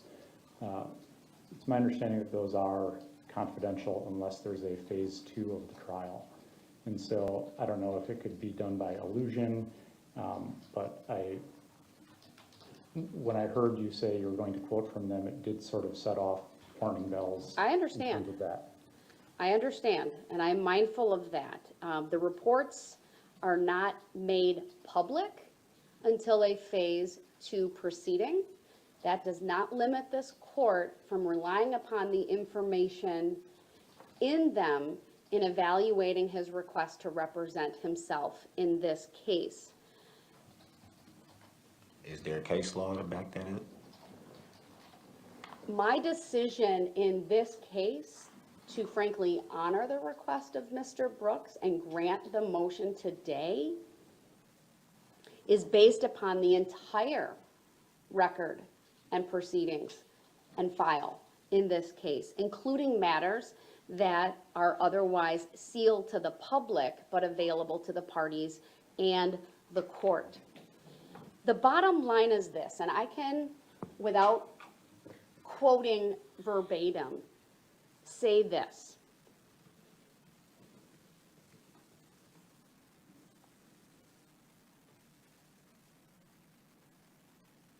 I cannot make a finding based upon the record before me that Mr. Brooks suffers from a major mental illness that would interfere with his ability to represent himself. He may possess some challenges given what I understand about personality disorders, but those have nothing to do with his competence to represent himself. I indicated earlier that all of the doctors did a mental status evaluation. That's important because none of them noted any concerns regarding his ability to understand, regarding his having an unawareness of his surroundings, and things of that nature.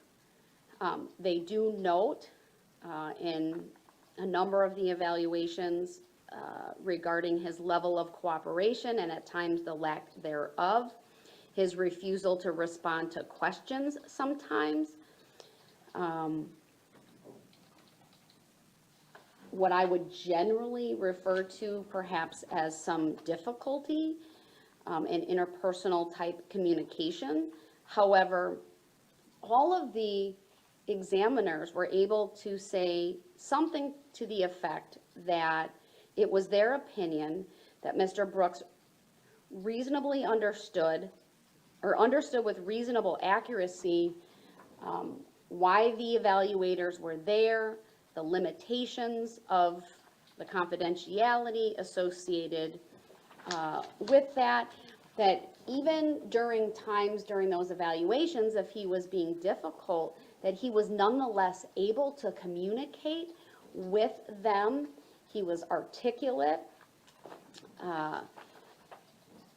His remarks were coherent, fluid, at times though they were avoidant of questions asked. I would say this, my observations of Mr. Brooks and perception over the course of the proceedings throughout this case is strikingly similar to some of the commentary and observations by the evaluators, including even the angry outbursts that we've seen in court, the avoidance in his responses to questions asked. I object to that because at the end of the day. I understand you, Mr. Brooks, stop. You can object. Your objection is noted. I'm going on. This is one of the expectations that I have, is you can object. It will be noted, but you can't keep interrupting. I need to have an accurate record. Okay. So your objection, sir, your objection is noted. You're reading from something that I haven't been privileged to read myself. This is a prime example of some of the difficulty with Mr. Brooks. I don't think you have a PhD, Your Honor. He can be, in my opinion, deliberately disruptive, but nonetheless, he maintains being competent at the most basic level in order to present a defense on his behalf. Object to that. Now, I talked earlier about some of the case law, or at least referenced it, and I want to start with that, or I should say, start my decision, my ultimate decision at this point with the case law. The Sixth Amendment guarantees a mentally competent defendant the right to represent himself in a criminal trial, no matter how foolish that choice may seem. This is a quote from Ferretta versus California, found at 422 U.S. 806. The quote is from Imani versus Pollard, and the court in that case went on to say the following: the constitutional right, quote, exists to affirm the dignity and autonomy of the accused and to allow the presentation of what may at least occasionally be the accused's best possible defense. That's Imani versus Pollard quoting the McCaskill case. A judge may not deny a competent defendant's timely invocation of his right.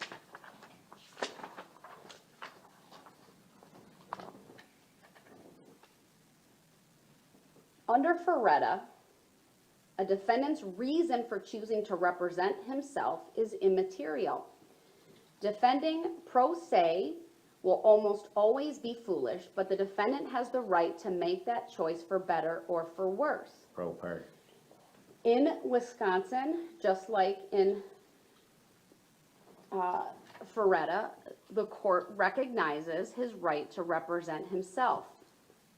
What this court needs to determine is whether Mr. Brooks is making a decision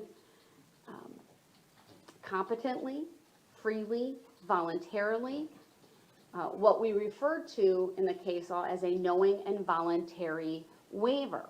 That is why the court went through the advisement of the charges, the penalties that Mr. Brooks faces, why it gave Mr. Brooks Form CR 226, and went through that with all of the advisements here today.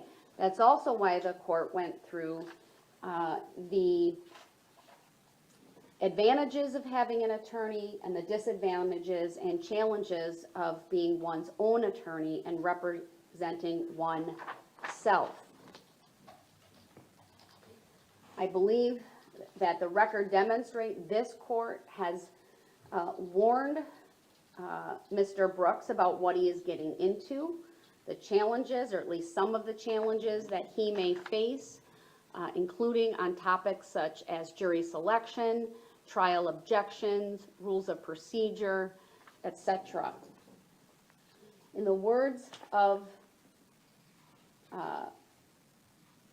Imani versus Pollard, what this court needs to do is make sure the defendant makes the choice with eyes wide open. And that's quoting Iowa versus Tovar.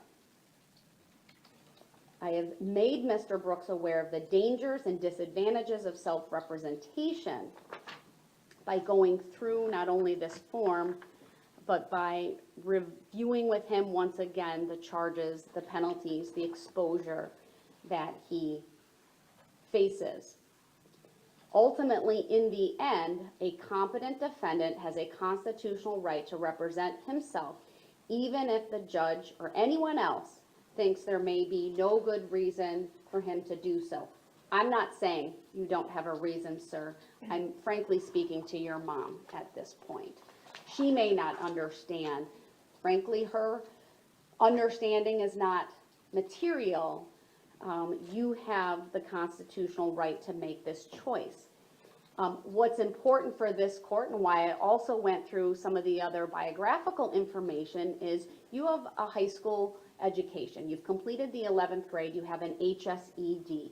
You are clearly literate. You've been able to communicate with the court efficiently and effectively. At times, you press the court when there is something you don't understand or believe is not going your way, but to me, that's a sign that you understand and are advocating on your behalf. Frankly, statements like, I'm informed or I'm aware, are the functional equivalent of you saying, I understand. I cannot say that this is one of those Everyone narrow said I class of, understand. Mr. Brooks, I stop. object, which is my First Amendment right to be able to say what I want. Mr. Brooks, your rights do not involve interrupting me. That's the, I objected. I didn't that's the interrupt. I procedure interjected. that we will Objected. follow. At trial, what's going to happen if you continue to do that is you will be admonished in front of the jury That's fine. if you continue that. That's fine. Like I said, this is not one of the narrow class of cases in which a defendant may not be competent to represent himself because there's no evidence before the court to suggest he has a severe mental illness. which is why, of course, I looked at the NGI evaluations, because that is competent, recent information That has before no this relevancy. court regarding his mental status That has no and his relevancy. understanding of what is going on. That has no relevancy to This why we're court here is then today. able to render the following. It is this court's opinion in finding today that Mr. Brooks understands with reasonable accuracy and is aware of the difficulties and disadvantages of self-representation, the seriousness of the charges against him, as well as the general range of penalties, and that he is making a deliberate choice today to waive his right to an attorney and proceed without counsel. This court further finds that Mr. Brooks is confident to proceed, whether he refers to that pro per, pro se, or simply self-represented. Proper. He reads, he writes, he understands the English language, he's been able to communicate with the court. He has no physical or psychological disability that impacts his ability to communicate with the court or to communicate a defense to the jury on his behalf. I have not been able to find on the record, and he has not advised the court of any disability, physical or psychological or otherwise, that would affect his ability to communicate with the court or to a jury. In the words of Pickens, Mr. Brooks has the minimal competence necessary to conduct his own defense. I'll further find that he understands the proceedings, the nature and seriousness of the charge, the maximum penalties that can be imposed if convicted of these offenses. He understands that a lawyer may be of assistance, understands that a lawyer may be appointed if the I never defendant said I is understand. indigent, and understands the disadvantages of self-representation. Never once said I understand. He is voluntarily and freely waiving the As a right matter to of be fact, I do not represented by understand. counsel, and is making a deliberate choice to proceed without counsel, and therefore the court will grant the motion to withdraw brought by Attorney Perry and Attorney Keyes, and from this point forward, Mr. Brooks will proceed as his own attorney.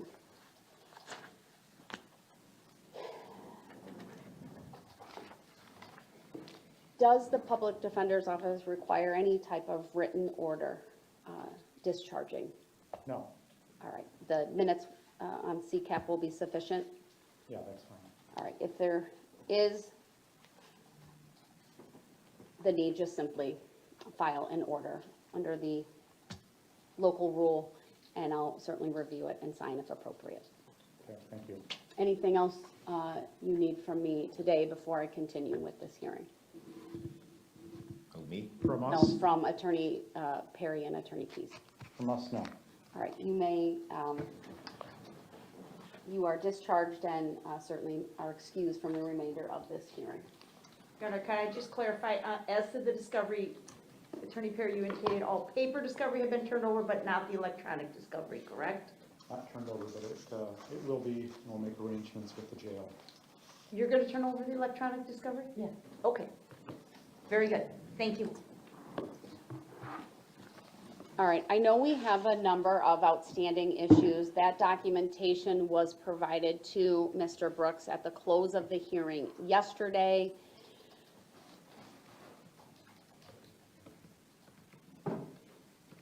Mr. Brooks, are you in a position to respond to that so that the court can address those outstanding issues today?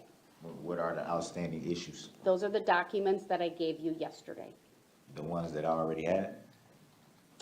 I don't know whether you had them or not, but I specifically gave you all of the pleadings that had been filed from the motion to withdraw forward.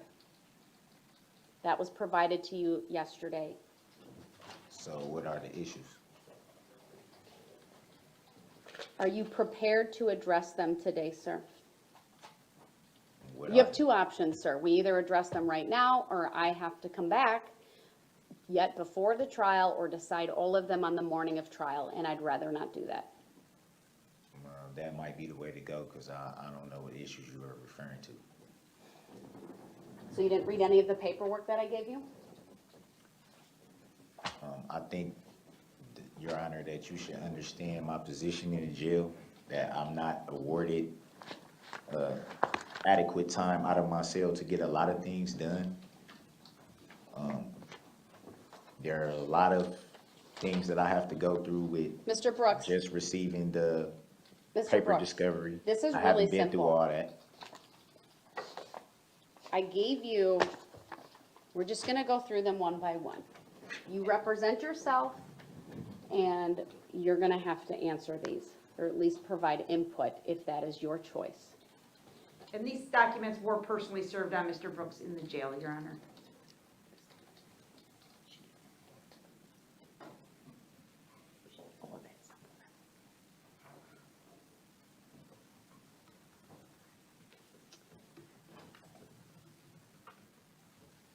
All right, let's start with document number 233. I'm happy to, if you don't have, do you have documents in front of you, sir? What did you bring out from jail with you today? I'm just going, I'm going as you go. 233. Oh, we'll print it out for you. I don't have a problem. Madam Clerk, as we go along. This is the request from the District Attorney's Office requesting 2 of the public seats in the gallery for victim witness.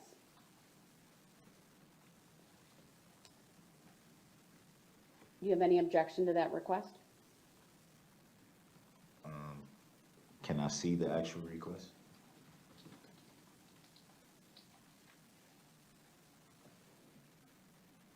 You finding it, Teresa? Which document? 233. 233? Okay, we'll print it. You're gonna need to print the rest of them as well, but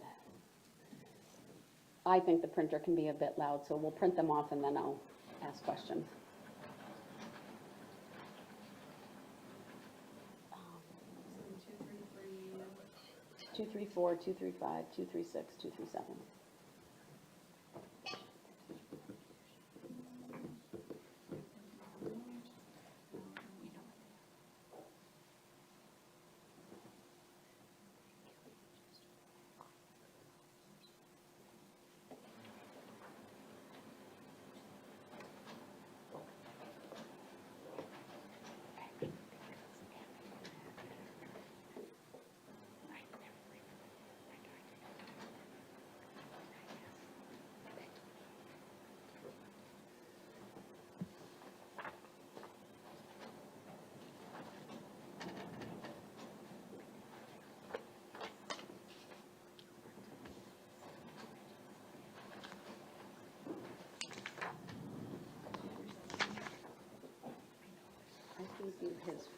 I gave you his form, right? Not this, to make sure.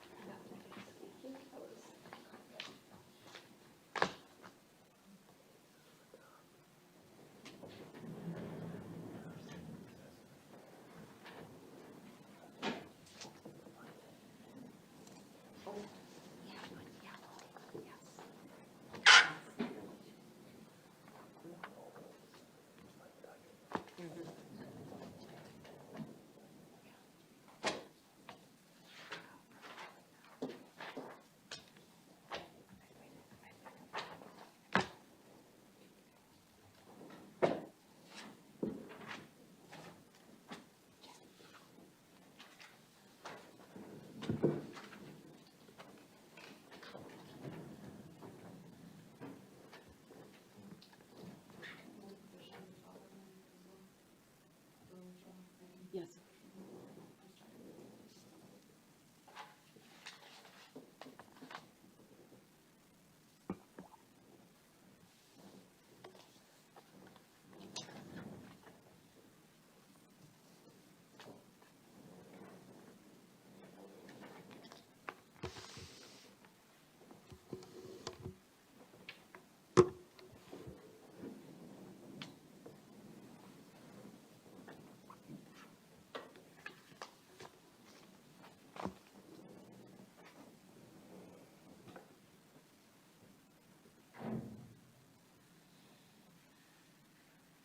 Let me know when you've read it, okay? We're just going to start with 233, okay? Yes, ma'am.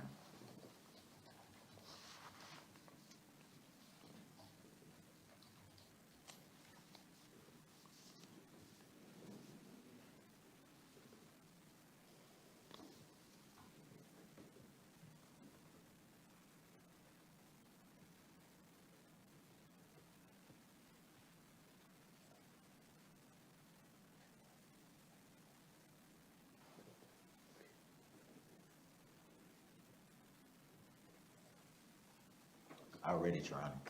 All right, so the first paragraph, the state requests 2 seats that be reserved in the public seating for victim witness advocates to be present in the courtroom. Do you have any objection to that? Not really. I just would want to know, would that involve a lot of coming and going? Because I know you stressed that you wouldn't want a lot of movement, getting up, leaving, coming back, getting up, leaving, coming back, sort of thing. Would that involve any of that? My trial order remains as is, and they would need to abide by that. Okay.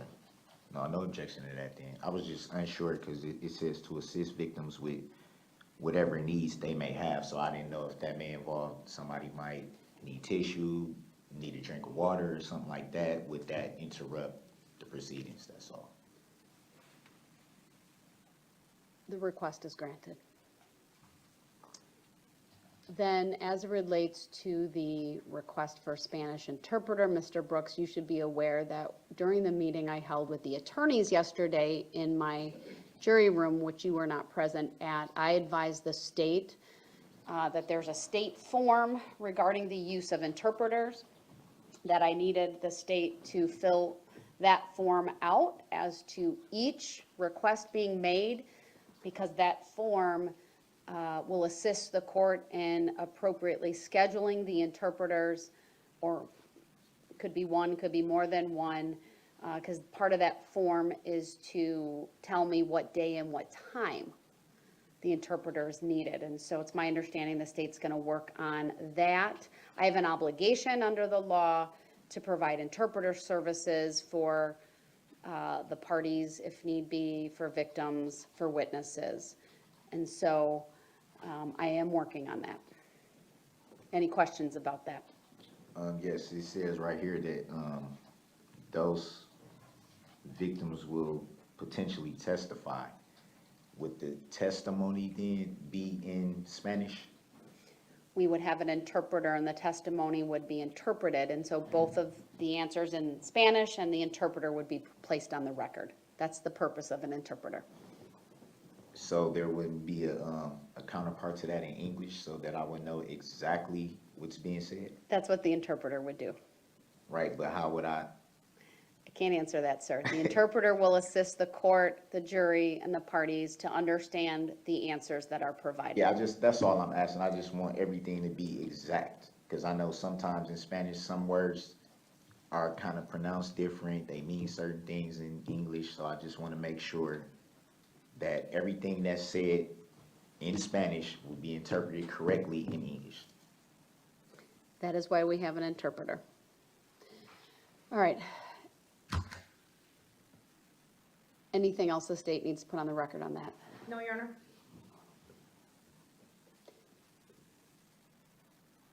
Will I be notified of that too? When, Because you are representing yourself, sir, you will get copies of all filings that are made to the court, or with the court.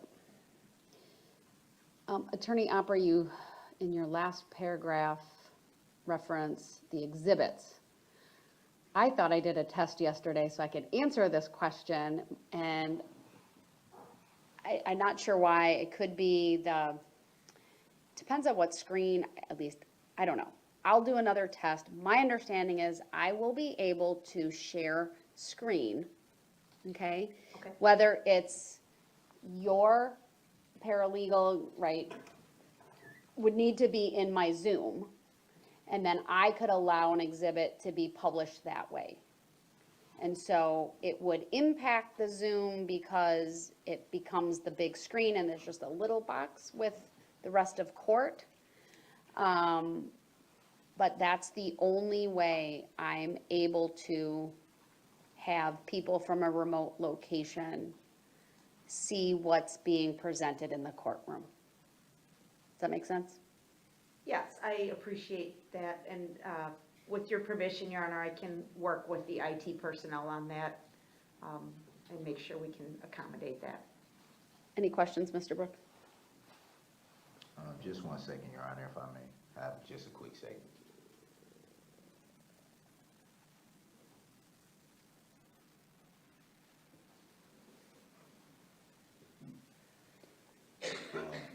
I want to put the court on notice that I would have essentially people that would come to the trial, and I don't know how you would feel about victims potentially being in the same area with. My trial order addresses there's a row reserved for your family. Is it just 1 row? Because I'm not sure how, I don't Yes. know the exact number of people that will come. I know I have some people that express wanting to come from out of town, which would be. Sir, my trial order was given to you yesterday. It explains, it's the administrative order. It explains what seats will be reserved and for whom, so that I can accommodate the public, the press, the victims, and your family. What I'm asking is there a number? Is it a limit? It's a row. I've reserved a row. So the first row behind you will, I can't tell you the max on that. That's what I'm. Lieutenant, can you tell me, is it 8, 10? Probably 8. So 8 individuals, and I will be live streaming to accommodate, right, the interest in this case, so any other individuals would be able to watch that way. If they were here, they would. I can only have so many people in this courtroom, sir, So so they we'll would have to kind of essentially- wait and see. What I told the state and what I tell you is depending on the interest, I may have to adjust what's in my order, but the order clearly states that if there are open seats available after 15 minutes of the start of the morning and of the afternoon, then other people can fill those in, wherever they may be. All right. Then let's go to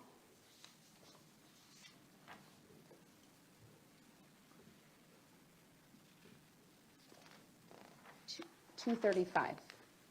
234 is not, it's a moot point at this point. So 235 is the request to prohibit video recording or photographing of participants.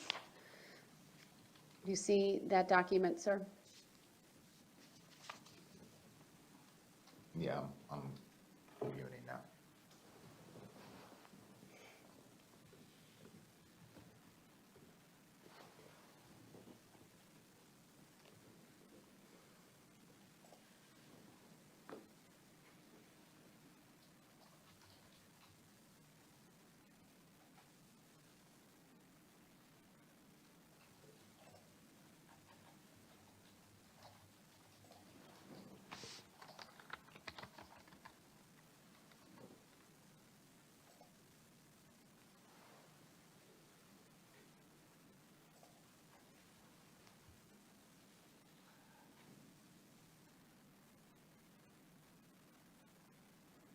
So one of my questions would be, I have expressed when I did have my attorneys that I would essentially be having my own witness list, and I don't know if that would conflict with the state's list. I don't know if some of the people that I would want to subpoena would be on their list already. I know some of them won't. With that same, I guess, rule or order or whatever apply to those witnesses as well? I don't have a request for that at the moment, so the answer would be no. And can you clarify that for me? I don't have a request before the court at this point to limit showing faces of anyone other than what's in this request. I can't answer what I don't have in front of me. So if you need to make that request, you'll need to do that, but that's not what I'm considering here today. I'm only considering the request that's in this. I'll be making that request. You have to, what I'm going to require you to do, sir, is when you are making requests like that, you can go back to your cell and file an inmate communication form, make those requests in writing, and then tell the COs it needs to get to me, and then it'll get to me, and then it'll get uploaded, and then the state gets a copy of it. Yeah, I'll definitely be doing that. I just And wanted then to. if you have, while we're talking, if there are witnesses that you intend to call,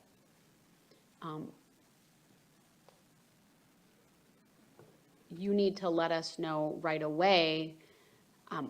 I don't serve subpoenas, right? There are subpoena forms I can have you fill out. It's my understanding the state may assist you if they don't have to, but they may be willing to if those witnesses are also on their list. Is that right, Attorney Opper? Yes, if they are on our list and they've been given notice by us for the trial, we're certainly willing to extend our subpoena to Mr. Brooks. All right, you understand that? I follow. So if there are other people, then you need to I can't give you legal advice, sir, but I had a trial order that governed the naming of witnesses, right? And there are requirements to require witnesses to come to court and testify on your behalf. You're going to need to figure that out. It shouldn't be too hard. I just wanted to make sure that our witness list wouldn't conflict. I only have the witness list from that your previous attorneys filed. That's all I have. I don't have that, Your Honor. We'll make sure you get a copy of it. All right. So Attorney Opper, I do want a little bit of argument from you on this in terms of, I know the SCR that you have cited. I had hoped I would get not a broad request. I think victims are different than just citizen witnesses. It's a discretionary determination by the court. I need to find cause. I understand this is a case of, it has received a lot of attention. It of course is going to be live streamed and covered by the media. But I need to make a request that it's for cause. So I need to know who those people are. I mean, I'm not going to entertain a blanket rule, I can tell you that much. I'm sorry? I'm not going to entertain a blanket rule. Sure, okay, I understand. And yes, we certainly are proposing that victims are in a much different position than civilian witnesses. And that's because of the Constitution and the statutory right to privacy that is conferred upon them. And in fact, the Supreme Court rule that I relied on says there's a presumption of validity when it specifically involves victims of crimes. So that's what puts them in a whole different category, Your Honor, in our opinion. I don't know how, to my mind, Your Honor, to protect their right to privacy, we would not be doing so by showing their names and faces and voices over the internet or to the media for a crime victim. We attempted to be reasonable in our request. We understand this is not every witness the state will call to the stand. In fact, as I've indicated, police officers, expert witnesses, things like that, we're not making the request. We understand there's an interest in this case for the public, and we appreciate that. And we appreciate that Mr. Brooks has the right to a public trial, and we appreciate the public's right to know. As it relates specifically to citizen witnesses, Your Honor, and I could certainly provide a list of names to the court. I apologize for my failure to do that. this gets a little bit fact intensive because we would argue that really anybody that was at that parade that day was impacted. So you can have a witness to maybe a traffic accident or a shoplifting incident, and they're not personally impacted. In our experience, Your Honor, in speaking with these people, many of them, even those who were not injured, who did not have family members or close friends put in harm's way, saw something that impacted them, and it will be difficult for them to come to court and testify and relive that experience, quite frankly. Many of them requested of us, as we spoke to them, an appreciation if the court would consider, again, given the unique nature of this case, the very disturbing images that are involved for them as they relive this, and the disturbing images that may be projected during their testimony in form of video or photographs, that there is good cause, Your Honor, to accept our request not to show their faces. We made a distinction, again, trying to be reasonable and understanding the court has to balance a lot of interests here, that for a civilian witness, their voice could be recorded, and I've seen it on other occasions, Your Honor, where the cameraman is simply directed to show the person from the shoulders down or show only their hands or whatever it is. They're very creative and very, very good at that. In my opinion, I've seen that in the past. Their voices can be captured. As to victims, we don't think so. We don't think there's significant protection of their right to privacy by even capturing their voice. So I